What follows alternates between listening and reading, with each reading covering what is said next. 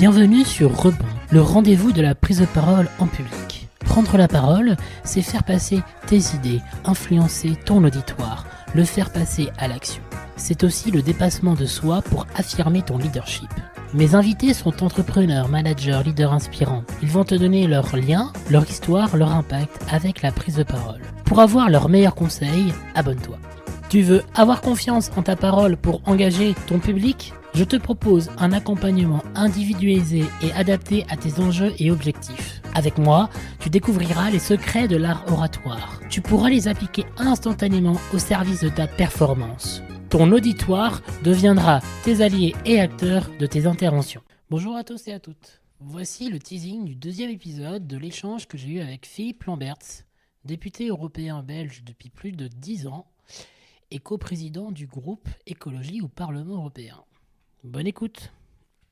Beaucoup des images que j'utilise en fait dans mes discours viennent de moments de rencontres avec d'autres, de formules entendues ou d'histoires personnelles entendues d'autres. Donc oui, on n'est pas juste là pour parler, on est là pour écouter aussi, parce que tout ça nourrit les idées, nourrit les formules, nourrit les histoires qu'on raconte. Ça, c'est absolument crucial. Savoir parler en public, c'est maîtriser d'abord l'art de se taire et d'écouter. Exactement. Oui, parce qu'alors ça, c'est autre chose. C'est le silence dans le discours, parce qu'en fait, il faut être à l'écoute de son auditoire.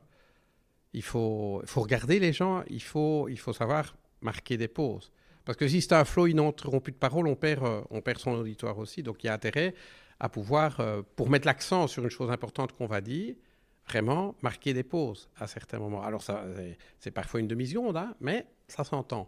Et quand on entend le silence, les gens peuvent réagir. Ça m'intéresse toujours de regarder les réactions un petit peu partout dans l'auditoire. C'est, à titre personnel, moi, c'est c'est des choses que j'apprécie le plus.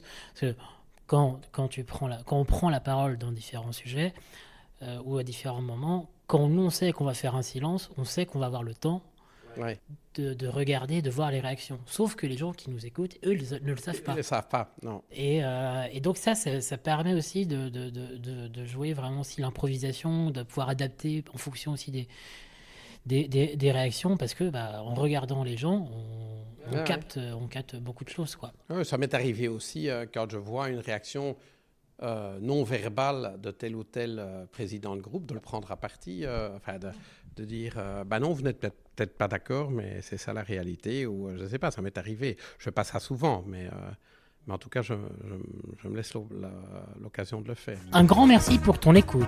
Si cet épisode t'a plu, tu peux le partager et mettre 5 étoiles plus un commentaire sur Apple Podcasts ou Spotify. À bientôt pour une nouvelle rencontre.